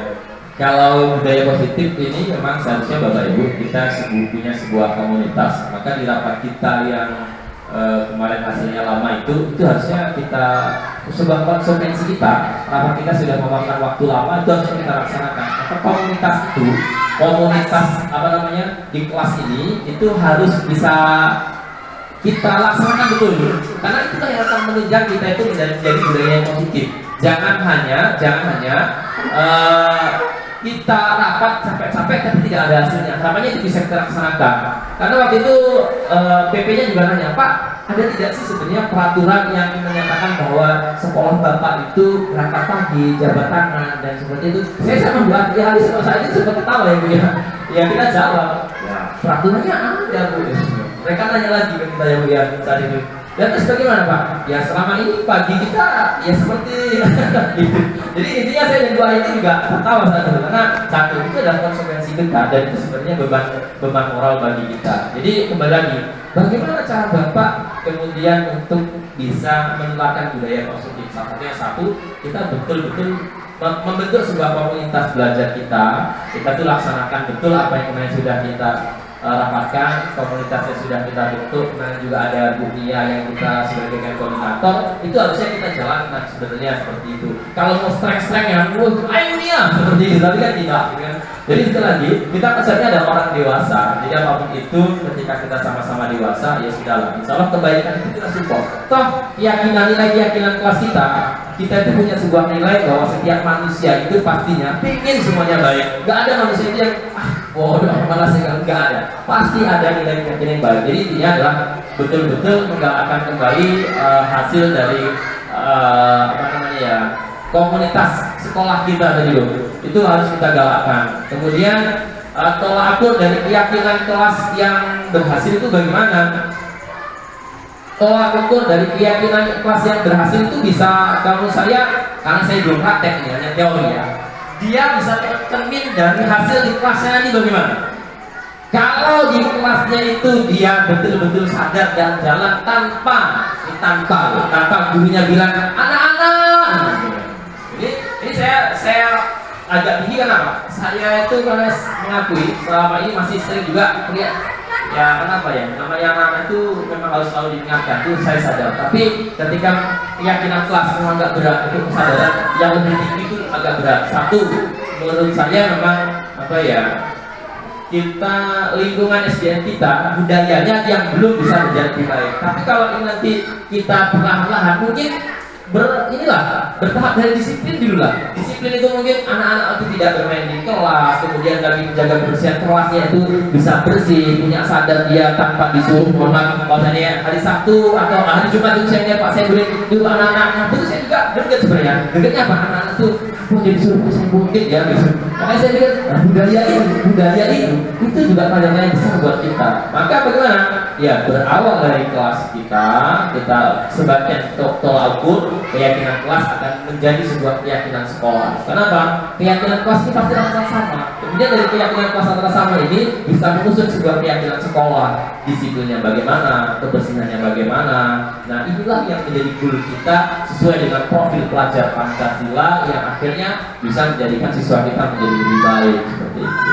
Harapannya setelah ini harapannya kita sama-sama bisa tempel keyakinan kelas di kelas kita masing-masing. Itu Bapak Ibu ya. Karena kemarin kita sudah punya goal satu, setidaknya komunitas kita itu kemarin sudah terbentuk. Tapi sampai saat ini ya kita masih meraba-raba lah. Walaupun secara jalan kemarin kita sudah mulai tahu. Oh ini kita bisa jadikan satu, kita bisa praktekkan, kita bisa laksanakan apa yang kita inginkan. Tadinya mungkin kelasnya Pak Freddy dia ingin anaknya mendidik anak-anak, keyakinan kelasnya dia disiplin.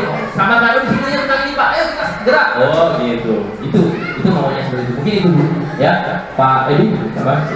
Ya, menambah sedikit untuk masalah keyakinan kelas, terutama sekali untuk wali kelas. Ini kalau nanti berencana untuk membuat keyakinan kelas, selain kita di kelas, awalnya dimusyawarahkan dengan Bapak Ibu sendiri yang menentukan. Karena tujuan kelas itu adalah tujuan bersama. Ajak anak-anak atau peserta kelas Bapak Ibu semua masing-masing untuk musyawarah. Yuk bagaimana kita membuat kesepakatan kelas. Jadi tidak hanya bertumpu kepada keinginan Bapak Ibu semua. Nah itu yang dimaksud dengan kita berpihak kepada anak. Ya Bapak Ibu, cukup sekian untuk tambahannya.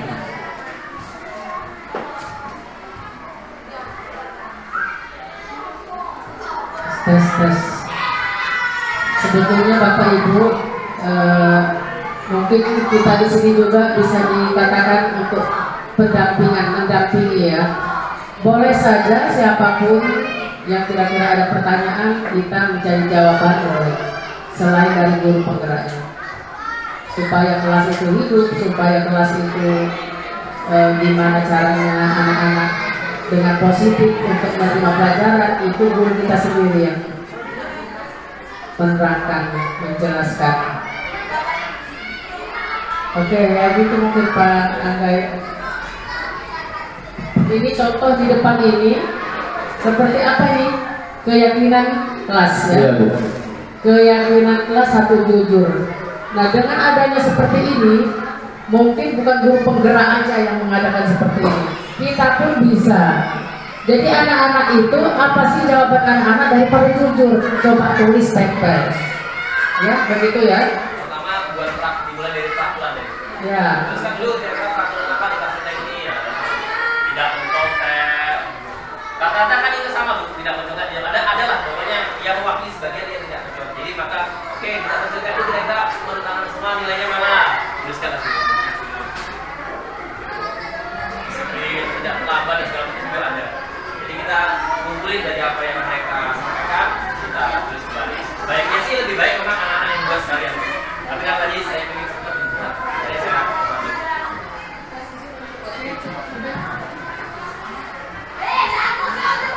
baik, cukup ya Bapak Ibu semuanya. Ya sekali lagi Bapak Ibu, mari kita beri aplaus untuk Pak ini dan teman-teman semuanya. Dan terima kasih sekali lagi untuk Bu Ahyati dan Bapak Ibu guru semuanya yang telah banyak mensupport kami agar bisa menjadi lebih baik. Setidaknya ke depan apa yang kita ilmu yang kita miliki bisa bermanfaat untuk sekolah kita. Bahkan kalau bisa ya tidak bisa menunggu depan-depan selanjutnya. Maksudnya ketika kita punya, mari sama-sama saling berbagi dan saling dukung. Bahkan kalau bisa ya kita saling support. Dan kemarin juga dari teman-teman kalau saya memang nanya istilahnya bagaimana, kemudian segala macamnya bagaimana, ya kita bisa saling sama-sama diskusi kalau hanya ingin ada yang mendaftar untuk calon guru penggerak. Dan mohon maaf ya, mungkin kalau seandainya kemudian dibaca, wah kok isinya seperti ini Pak, ya itulah salah satu kemampuan kami yang mungkin menurut Bapak Ibu, wah Pak katanya gini ya, makanya sama-sama belajar. Jadi kalau memang Bapak Ibu bisa melengkapi, ya monggo silakan dilengkapi agar semuanya bisa menjadi lebih baik. Itu intinya Bapak Ibu, insya Allah kami apapun itu siap berbagi, Pak Edi siap berbagi, saya siap berbagi, siap mendukung Bapak Ibu semua juga untuk bertumbuh menjadi lebih baik. Dan demikian juga saya bisa berharap Bapak Ibu bisa menjadi partner yang baik agar kita sama-sama bisa memberikan kontribusi terbaik untuk sekolah kita, untuk nusa, untuk bangsa, negara dan agama kita.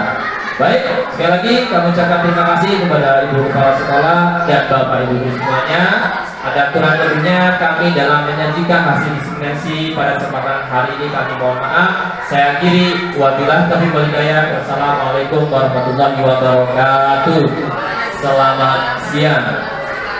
Tabipun.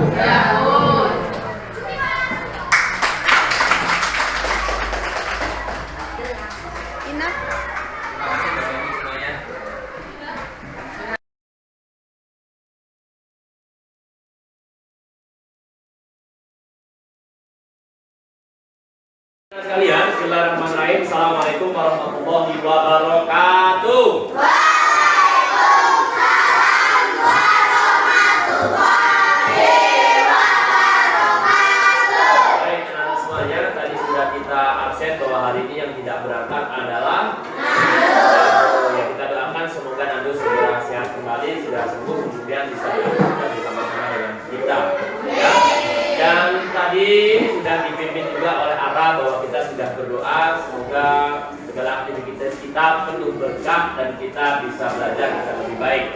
Karena semuanya seperti yang kita lihat di tampilan depan, kali ini kita akan belajar tentang budaya positif Nama dan Pak Angga Setiawan. Ya, anak-anak sekalian, tentang budaya positif ini, nah budaya positif itu adalah sikap, nilai, kepercayaan dan praktik-praktik yang menciptakan ya lingkungan yang mendukung dan memotivasi orang ya, untuk memotivasi kita semuanya agar apa berkembang dan bisa berkontribusi yang lebih baik. Itu namanya budaya positif ya, baik sikapnya, baik nilainya, baik kepercayaannya, praktek-prakteknya itu bernilai positif ya. Anak-anak semuanya paham ya? Ya, itu namanya berarti budaya positif. Ya, ada sikapnya, nilainya, kepercayaannya, bahkan praktiknya itu adalah budaya positif. Nanti akan kita bahas lebih mendalam. Selanjutnya, ini terkait dengan budaya positif. Anak-anak lihat kelas di sampingnya. Ya, ada kelas yang lihat kelasnya bagaimana di gambar A. Gambar B bagaimana? Tapi anak-anak memimpikan kelas yang mana? Ya, yang B, kelas B. Kenapa kok kelas B? Karena bersih. Kalau kelas A bagaimana? Ini salah satu impian. Impian ini yang kemudian bisa menjadi sebuah budaya. Ya nggak, Yon? Ya nggak, Yon? Nah, impian dari impian ini bisa menjadi sebuah budaya baik, nilai positif. Ya kan ya? Selanjutnya kalian lihat, manakah yang perlu kamu pilih? Yang mana yang perlu dipilih? Yang ini atau yang ini? Yang mana? Hah? Yang atas itu perlu dipilih tidak? Yang atas itu. Ya, yang tengah bagaimana dengan yang tengah? Tidak ya, berarti bermain bola di dalam kelas boleh nggak sih? Bermain yang alat sapu dan alat yang atasnya itu ya, dilempar-lempar itu boleh tidak sih? Berarti itu bukan kelas impian kita ya. Yang ini boleh ditiru atau tidak? Yang itu bagaimana? Yang ini? Nah, yang ini yang laki-laki masih sering kayaknya. Ya kan ya? Jadi yang seperti ini boleh atau tidak? Kalau yang ini? Bermainlah sesuai dengan tempatnya, tidak dalam kelas. Ya, bermain di luar. Mau main bola ya di luar, mau main apa kali ya di luar, gitu loh. Paham ya? Selanjutnya, manakah laki yang kamu pilih lagi? Mencontek. Siapa yang suka mencontek? Hah? Jujuran juga saya Pak suka mencontek, kata 3 angkat tangan. Ya? Belakang 2. Itu lagi. Yang selanjutnya, ini perlu kita tiru tidak? Kalian bawa motor tidak? Berbagi tidak? Ya. Kemudian yang ini bagaimana dengan yang ini? Kenapa kira-kira? Hah? Ini siapa ini? Ada yang sering terlambat tidak di sini? Tidak, untung tidak ada yang sering terlambat. Ya, berarti terlambat itu impian kita atau tidak sih? Nah, yang satunya ini bagaimana? Ya, kalau temannya dia tidak punya pena, dia meminjamkan tidak punya pensil, dia minjemin pensil. Tapi dengarkan, jangan terus-terusan. Setiap hari minjem pensil, atau minjem pena aja kerjaan itu juga tidak baik. Kalau yang ini bagaimana? Kenapa dia? Berdiskusi, bahkan dia juga mau bertanya, Pak saya nggak ngerti, Pak saya mau usul, Pak saya mau tanya, itu dia berani. Nah, jadi kelas impian kita itu seperti ini. Kalau ada apa Pak sampaikan, itu ya, paham ya? Ya. Selanjutnya lagi, kemudian tentang disiplin. Disiplin ini dari bahasa Inggrisnya dari Yunani disiplin yang artinya belajar. Disiplin diri juga mempelajari bagaimana cara kita mengontrol diri, ya. Dan bagaimana memaksa diri untuk memiliki tindakan yang mengacu pada nilai yang kita hargai, namanya disiplin. Ya, kita punya sebuah nilai, kita punya sebuah keyakinan. Nilai disiplin itu akan membuat saya, belajarnya lebih pintar, saya lebih tertib. Itu ada sebuah nilai di situ. Ya, lihat nilai kebajikan, ya, sifat positif manusia yang merupakan tujuan mulia yang ingin dicapai setiap individu. Itu nilai kebajikan namanya. Ya. Nilai kebajikan ini dalam di kelas kita nanti apa yang akan kita kembangkan, ya? Dalam pembelajaran kita hari ini nanti kita akan buat namanya peraturan kelas. Apa namanya? Nanti akan kita dari peraturan kelas itu akan kita buat kembali namanya keyakinan kelas. Apa sih Pak bedanya peraturan kelas dengan keyakinan kelas? Tahu bedanya? Kalau peraturan kelas, dia itu bersifatnya detail dan dia itu mengekang kita. Maksudnya lebih kepada banyak hal-hal sanksi yang harus kita lakukan konsekuensinya. Tapi kalau keyakinan kelas itu bersifat universal, yang semuanya itu benar-benar bisa hadir dari dalam dirinya. Oh, saya yakin dengan saya jujur itu akan membuat saya menjadi lebih baik. Berarti lebih baik keyakinan peraturan kelas atau keyakinan kelas? Keyakinan kelas. Peraturan kelas atau keyakinan kelas? Keyakinan. Kenapa kok keyakinan? Karena keyakinan itu bersifat dia universal. Contoh, apa contohnya Pak? Kalau kita berkendara naik motor, itu kita menggunakan helm. Kenapa menggunakan helm? Agar tidak celaka. Ya, mematuhi peraturan lalu lintas. Tapi lebih kepada apa? Sesungguhnya semuanya kepada apa? Lebih kepada biar apa? Selain mematuhi peraturan kelas, agar selamat, ya kan? Selamat itu termasuk keyakinan kelas. Itu kan bersifat universal, semua orang mengakui. Kalau hanya peraturan kan, kadang di orang lain di jalan juga banyak yang tidak mematuhi peraturan. Tapi kalau dia yakin dengan namanya keselamatan, pasti dia akan mengakui, saat dengan seperti ini saya selamat, gitu loh. Ya, paham ya? Jadi lebih penting mana? Lebih baik mana? Keyakinan? Oke, baik. Selanjutnya, tugasmu sekarang adalah menuliskan 10 peraturan kelas. Kamu tulis peraturan kelas. Kira-kira peraturan kelasmu yang cocok untuk kelas kita ini bagaimana? Paham ya? Contoh nih, aku malu datang terlambat. Kemudian, seperti ini dan seperti ini. Ini kenapa ini yang satunya? Yang ini? Buang sampah. Yang selanjutnya, ubah peraturan kalimat negatif ke kalimat positif. Nanti selanjutnya seperti itu. Sekarang tuliskan dulu, kalian menuliskan peraturan kelasnya nanti di sini. Jangan lama-lama. Jadi biar nanti lengket. Paham ya? Oke, paham ya? Ya, 10. Oke ya, 5 saja. 5 saja, nanti akan kita gabungkan lagi jadi 1. Blok aku. Pak. Udah. Buat bonus. Pak, nama enggak, Pak? Namanya? Gak usah.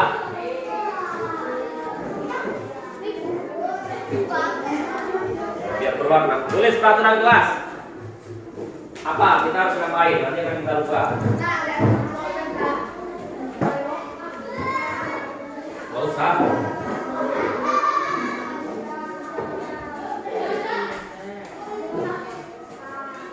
Ya peraturan kelas kamu pengennya ngapain aja?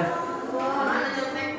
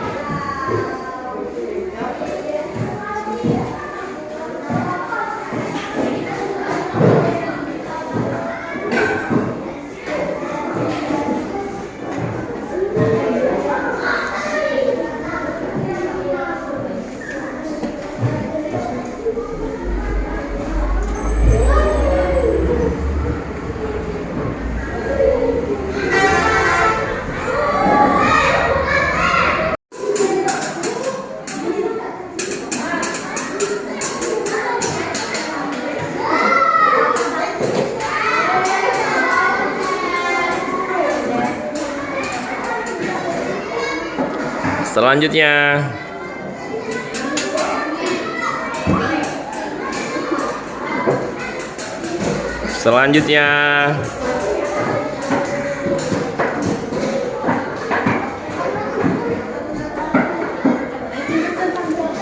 Selanjutnya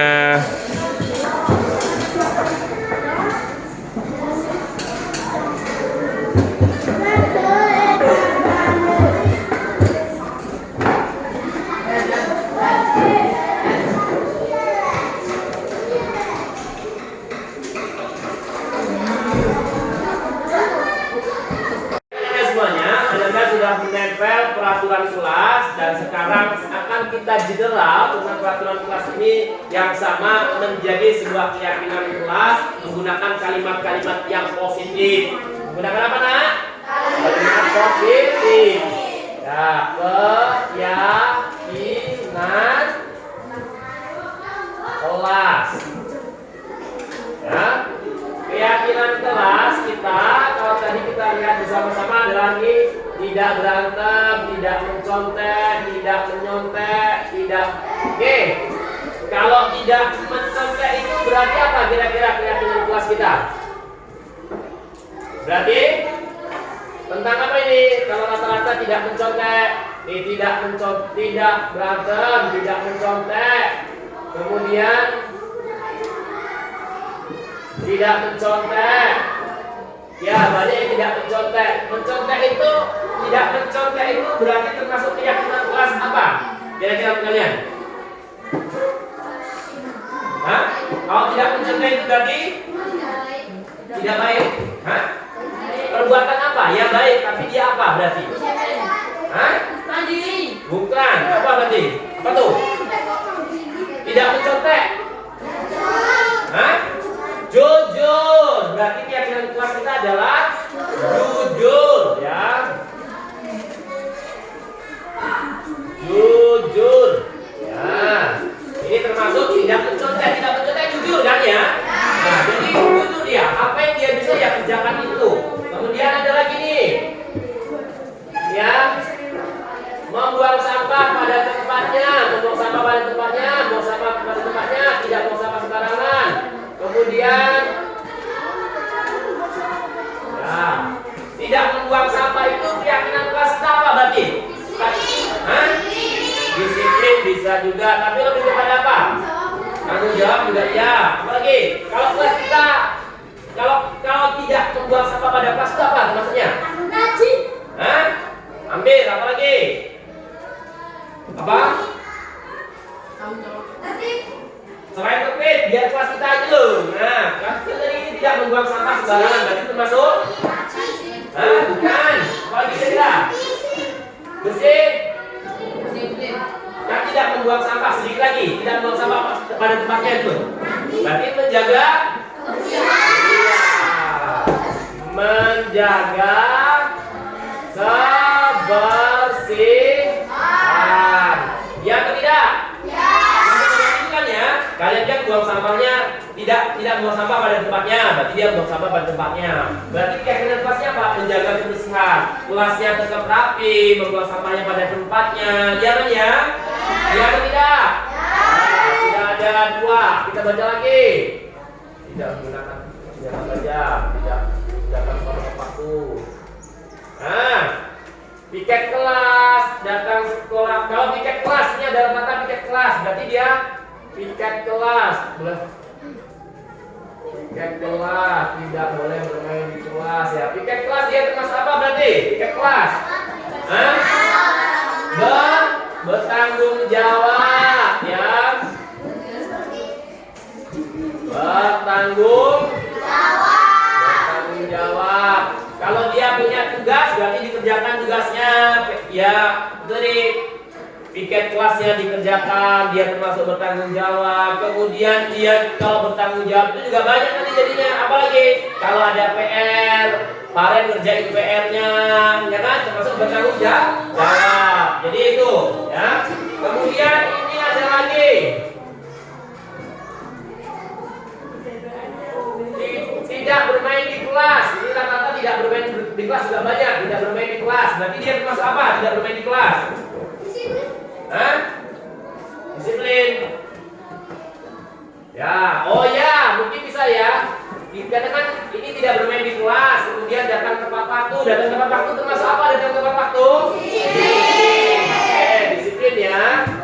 Disiplin. Disiplin itu salah satunya datang tepat waktu, tidak bermain di kelas, ya kan? Iya enggak? Tidak berantem, ya. Tidak berantem masuk apa berarti? Ini banyak juga di sini tidak berantem. Kira-kira kalau disiplin, kalau tidak berantem itu apa? Keyakinan kelas kita. Hah? Mana? Kok mandiri? Berarti kasih sayang atau saling menyayangi? Saling menyayangi. Saling menyayangi, ya kan ya? Menyayangi atau ini salah ya kan ya? Menyayangi jadinya, menyayangi ya. Baik. Selanjutnya ada lagi mematuhi peraturan guru. Dia termasuk apa tadi nanti? Disiplin ya. Kemudian bersikap santun dan berbicara yang baik. Ada juga ini. Apa lagi berarti?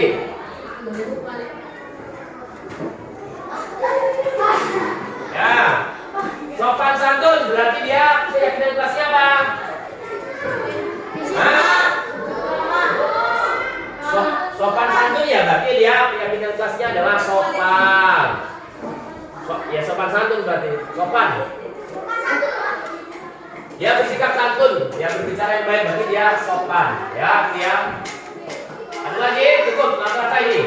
Ya, jadi kita punya keyakinan kelas jujur, kemudian menjaga kebersihan. Oke, jujur ya, siap jujur ya.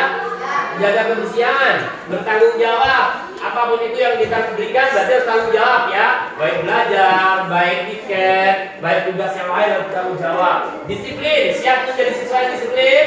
Nah, disiplin tadi kan kita tidak datang terlambat, kemudian tahu tempatnya mainnya ya. Kalau aturannya mainnya di luar ya berarti di luar, jangan sampai bermain di dalam kelas. Supaya paham ya, saling menyayangi. Kalau ada apa-apa nggak boleh berantem, harus mau berbagi, ya kan ya? Ya, kemudian sopan dengan gurunya, ya tidak? Ya, ada lagi tidak? Yang belum tersebut di sini? Ya, rata-rata itu sih. Tidak merusak fasilitas kelas, tidak merusak fasilitas kelas berarti apa dia? Berarti namanya? Ya, bisa juga dia disiplin. Kalau sudah ada keyakinan kelas berarti kita itu jangan sampai merusak barang-barang yang ada di sekolah. Ya, dia bertanggung jawab. Ya masuk dia tanggung jawab. Ya, jadi disiplin dan tanggung jawab itu masuk. Kenapa? Dia tidak merusak barang yang ada di sekolah. Sudah menjadi keyakinan kelas kita. Apapun yang ada di kelas kita adalah tanggung jawab kita bersama. Gitu ya. Oke, nih. Sudah ya, peraturan kalimat negatif ke kalimat yang positif. Sudah kan ya? Nah, jadi jadilah keyakinan kelas kita. Kita harus jujur. Ya, jujur kalau ada apapun itu ya sampaikan saja. Kemudian jangan nyontek. Menjaga kebersihan kelas kita, menjaga kebersihan baik di kelas atau di luar. Kalau ada berantakan ya dirapikan. Bertanggung jawab, ada PR dikerjakan, ada tugas piket juga dikerjakan, gitu ya. Disiplin. Ya, datangnya tepat waktu. Ingat, kalau memang hari ini olahraga ya berarti menggunakan baju olahraga. Kalau besok seandainya hari Rabu, Kamis berarti pakai baju apa? Ingat seragamnya. Itu salah satu masuk disiplin. Saling menyayangi, jangan saling membuli, paham ya? Kemudian sopan dengan siapapun itu. Yang lain. Ya.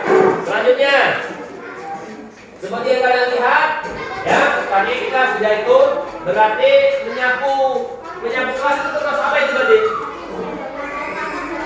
Hah? Menjaga kebersihan. Yang di sini apa nih?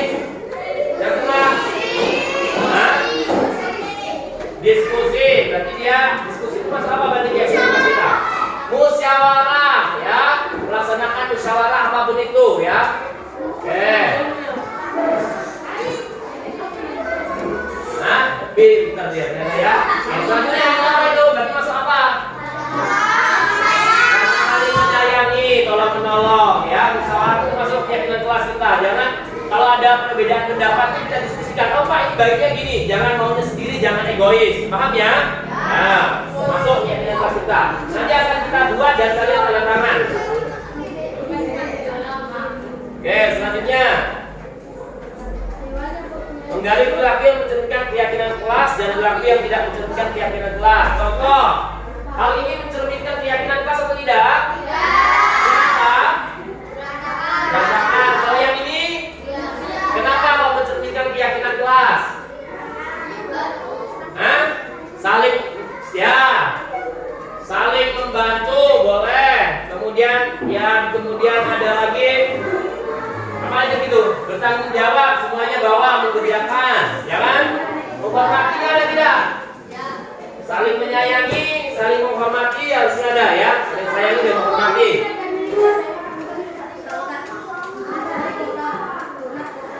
Ya, ini mungkin lebih tepatnya ya. Saling menghormati.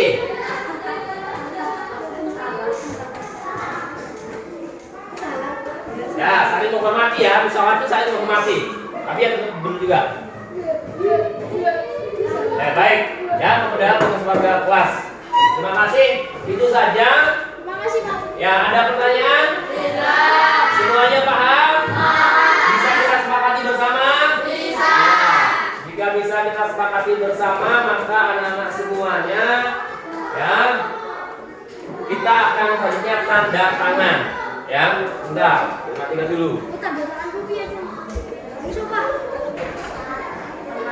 Assalamualaikum warahmatullahi wabarakatuh. Setelah melaksanakan diskusi keyakinan kelas, saya merasa senang karena mendapatkan inspirasi baru. Mari kawan-kawan kita laksanakan keyakinan kelas kita dengan baik. Wassalamualaikum warahmatullahi wabarakatuh. Assalamualaikum warahmatullahi wabarakatuh. Setelah melaksanakan diskusi keyakinan kelas, saya merasa mendapatkan inspirasi baru. Semoga keyakinan kelas kita dapat kita laksanakan dengan baik. Wassalamualaikum warahmatullahi wabarakatuh.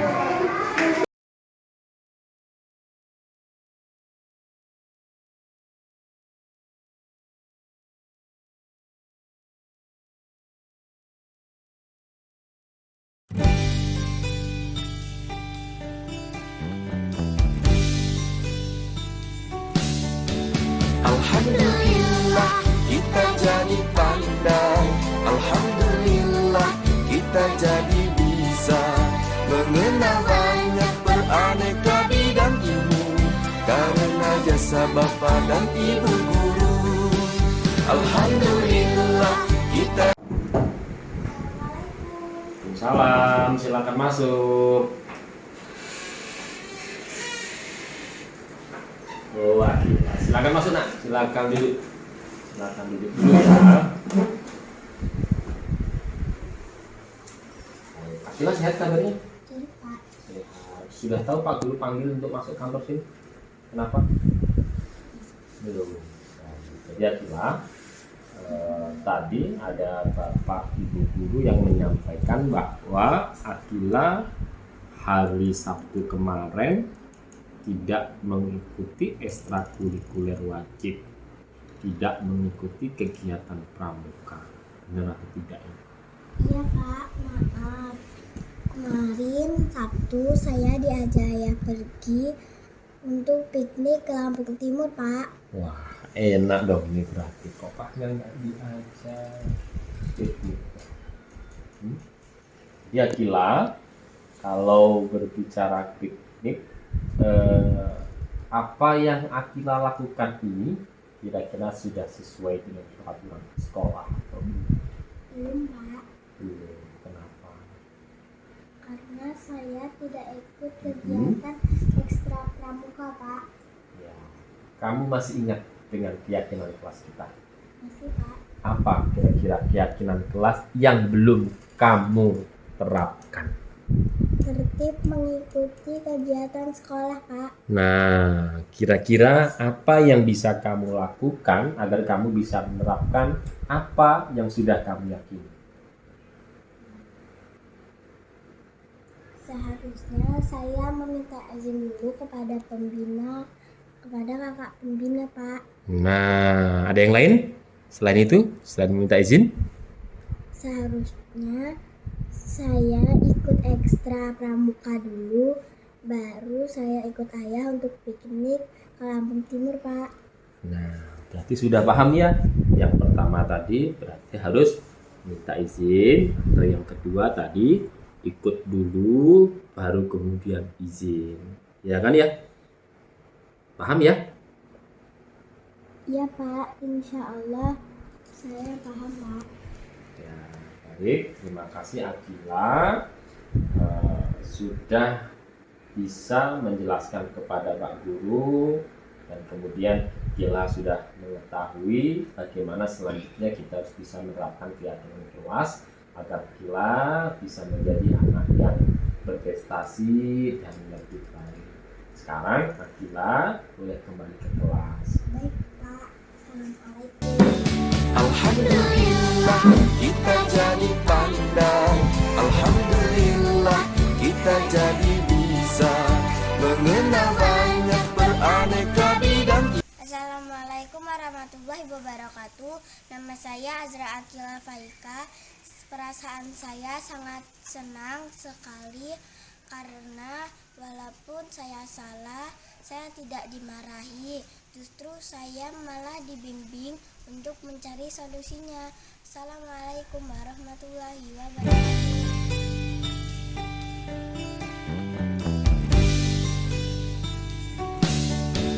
Alhamdulillah kita jadi pandai.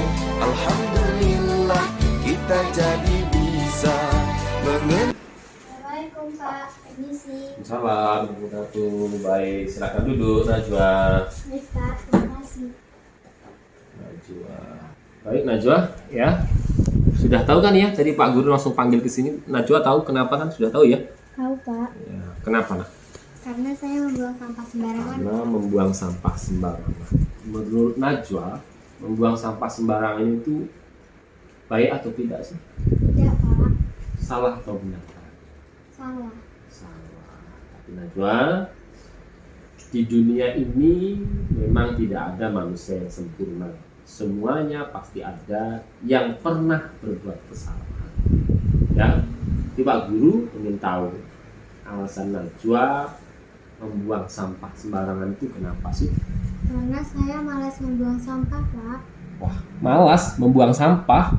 Wah, kita kan sudah punya keyakinan kelas. Najwa ingat tidak keyakinan kelas kita? Ingat Pak, Apa keyakinan kelas kita? minta kebersihan. Cinta kebersihan, ya. Dengan keyakinan kelas kita ini, Najwa, kamu yakin tidak sih dengan keyakinan kelas kita ini? Yakin Pak? Yakin, ya. Kalau kamu yakin dengan keyakinan kelas kita ini, Najwa bersedia tidak untuk memperbaiki kesalahan Najwa? Bersedia Pak. Bersedia. Bersedia ya? Sedia. Baik, Najwa punya cita-cita? Punya Pak, Apa cita-citanya? menjadi polwan Pak. Menjadi polwan, ya. Kalau ingin jadi polwan itu berarti Najwa harus rajin belajar. Kemudian Najwa itu juga harus disiplin. Disiplinannya diantaranya adalah juga harus bisa menjaga kebersihan. Cinta kebersihan itu juga proses akan menjadi polwan yang lebih baik, ya. Kemudian Najwa untuk memperbaiki kesalahan Najwa ini, kira-kira apa yang bisa dilakukan oleh Najwa? Tidak membuang sampah sembarangan Pak. Tidak membuang sampah sembarangan. Ya, tidak membuang sampah sembarangan dan membuang sampah Pada tempatnya. pada tempatnya. Baik. Ingat ya. Jadi kita punya keyakinan tentang cinta kebersihan. Kita tidak boleh membuang sampah sembarangan dan harus membuang sampah pada tempatnya. Itu ya. Terima kasih Najwa. Itu saja mungkin yang perlu kita pahami bersama agar Najwa bisa tumbuh menjadi lebih baik dan kita bisa mewujudkan keyakinan kelas. Paham ya, Nak? Paham Pak. Baik, terima kasih Najwa. Silakan kembali ke kelas dan semoga bisa. Nah, ya. Assalamualaikum warahmatullahi wabarakatuh. Saya Najwa Asyifa, perwakilan dari kelas 2A. Saya merasa senang melakukan praktik sebagai resmi karena melalui praktik tersebut saya dapat belajar bagaimana cara beraneka dan bisa menerapkan dengan benar. Assalamualaikum warahmatullahi wabarakatuh. Alhamdulillah kita jadi pandai. Alhamdulillah kita jadi bisa mengenal banyak beraneka bidang ilmu karena jasa Bapak dan Ibu.